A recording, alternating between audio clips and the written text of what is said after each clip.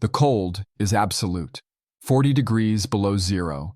If I breathe out, the rising steam will reveal my position to the enemy snipers hunting me. So, I keep a chunk of ice in my mouth until my jaw aches, swallowing the warmth. I am invisible, just another drift of white in a frozen hell. Through my iron sights, I see him. He is looking right at me, but he sees nothing. He doesn't know he is already dead. The Russians call me a ghost, but to history, I am the White Death. And the hunt begins now. I never asked for a war. Before the world knew my name, I was just a man of the forest in a small farming town near the Soviet border. I spent my days hunting, farming, and winning local shooting competitions. My life was simple. It was quiet.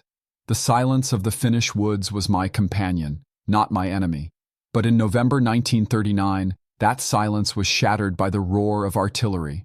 The Soviet Union, a giant led by Stalin, decided they wanted what was ours. They poured over the border in human waves, hundreds of thousands of men, thousands of tanks, darkening the white snow like an oil spill. They thought it would be easy. They thought Finland would break in a few days. After all, what could a tiny nation of farmers do against the Red Army? They had the numbers, the machines, and the arrogance. But we had something they did not understand. We had sisu, a Finnish word that has no direct translation. It means guts, determination, and the will to fight even when victory seems impossible. I reported for duty and was sent to the Kollaa River. They gave me a number and a uniform, but I kept my own rifle, a Mosin Nagant M2830. It was an iron sight rifle, old-fashioned even then. The officers offered me a modern scope, a telescopic lens to see the enemy from further away. I looked at it and shook my head. A scope reflects sunlight. A glint of glass reveals your position. A scope forces you to raise your head higher, making you a target.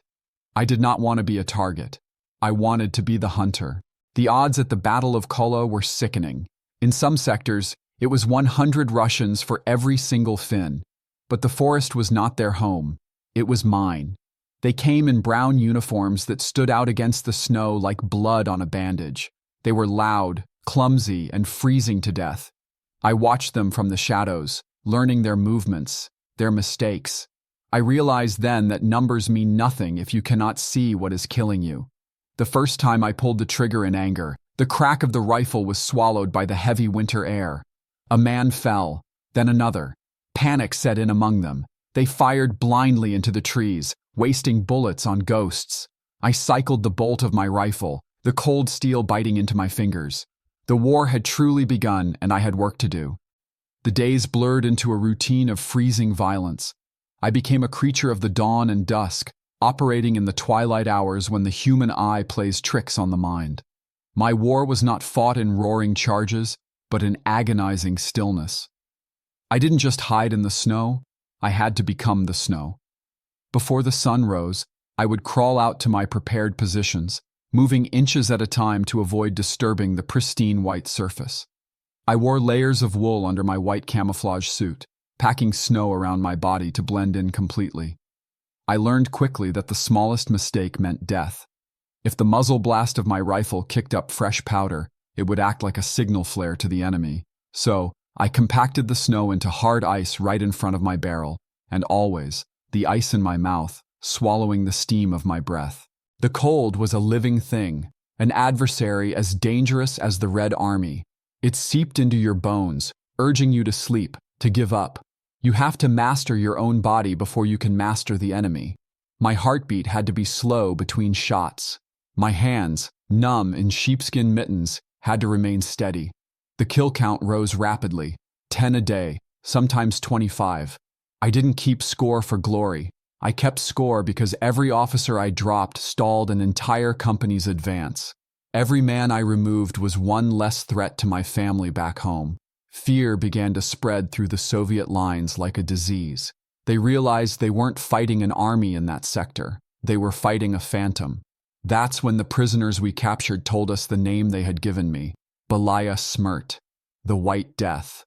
To them, the forest itself had grown teeth. Stalin's commanders were furious. A single Finnish farmer with an old rifle was holding up entire battalions. They grew desperate. They put a bounty on my head. They sent their own elite snipers to hunt me down. It became a deadly game of cat and mouse. Sometimes I would see their scopes glinting in the weak winter sun, the very mistake I refused to make. I waited. Patience is the sniper's only real weapon. When their snipers failed, they used brute force. They would carpet bomb entire sections of the forest with heavy artillery, just hoping to catch me in the blasts. Trees shattered around me like matchsticks. The ground shook, shrapnel screaming through the air. But I remained buried, still as a corpse, waiting for the shelling to stop so I could go back to work. I felt invincible in those woods. But you cannot fight a war against millions forever without luck running out. Every day the net tightened. The Soviets were getting closer, learning my patterns, and on a cold March morning, in the forests of WWII, my luck finally ran dry. It happened on March 6, 1940. The war was nearing its end, though we didn't know it then. The fighting in the WWII woods was ferocious. The Soviets were throwing everything they had left at us in a final desperate push. I was in my position, watching, waiting, just as I had done 1,000 times before. But this time, someone was watching me. I never heard the shot. They say you never hear the one that hits you. I only remember a sudden, violent explosion against my face. It felt like being kicked by a horse, multiplied by 100. The world went blinding white, then instantly faded into a deep, sickening red. A Soviet soldier had spotted me. He fired an exploding bullet, a cruel piece of ammunition designed to cause maximum agony. It struck my lower left jaw. The impact threw me backward into the snow.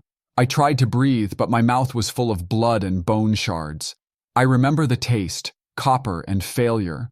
I couldn't feel the cold anymore. I couldn't feel anything but a searing fire consuming my head. My war ended right there, staring up at the gray Finnish sky, choking on my own blood.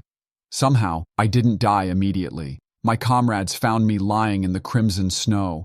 When they turned me over, they recoiled in horror. One later said half my head was missing. They thought I was already gone. In the chaos of the retreat, I was thrown onto a pile of dead bodies, another casualty of a lost cause.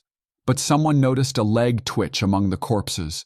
They pulled me out, dragged me onto a sled, and began the long, agonizing journey to the rear. I slipped into darkness. For a week, I hovered between this world and the next, a coma shielding me from the pain of a shattered face. When I finally opened my eyes, the silence was different. It wasn't the tense silence of the hunt. It was the silence of peace. The date was March 13, 1940, the very day the Winter War officially ended. I had survived the entire war, only to be taken out in its final hours. I was alive, but when I looked in a mirror, I didn't recognize the man staring back at me. The White Death was gone, and only a broken farmer remained. Recovery was a different kind of battle. One fought not with bullets, but with endurance. It took 26 surgeries to rebuild my face. They took bone from my hip to reconstruct my jaw, but the scar remained, a twisting, permanent reminder of the price of survival. But the hardest wound to bear was not physical. When the peace treaty was signed, the border was moved. My home, the farm I had defended with every ounce of my soul, was now on the Soviet side. I had won my life, but I had lost the very ground I fought for. I lived the rest of my life quietly, far away from the spotlight. I became a moose hunter and a dog breeder. People would come to find me, reporters and historians, expecting to meet a monster or a superhero. Instead, they found a small, scarred man sitting in a chair, petting a dog. They always asked the same question. Do you feel any regret? Do you feel guilt for killing 500 men? I never understood that question. I didn't hate the men I shot. I didn't know them. They had mothers, they had dreams, and they were cold, just like me. But they were the enemy. They came to destroy my home, and I was given a rifle to stop them. My answer has always been the same. I did what I was told to do as well as I could. That is not heroism. That is duty. In war, there is no glory in the killing. There is only the grim satisfaction of keeping your people safe for one more day. I lived to be 96 years old. The Soviet Union, the giant that tried to crush us, collapsed and vanished into history before I did. I outlasted the Empire. Today the forests are quiet again. The snow covers the bones of the thousands who died in the Winter War, hiding the scars of the earth. But the memory remains. They still call me the White Death. They write books about my tactics, they study my shots. But I am not a legend. I am Simo Heiha. I was a farmer, a hunter, and a Finn. And if you learn anything from my story, let it be this. A man does not need a scope to see what is right. He only needs the will to stand his ground, even when the whole world is against him.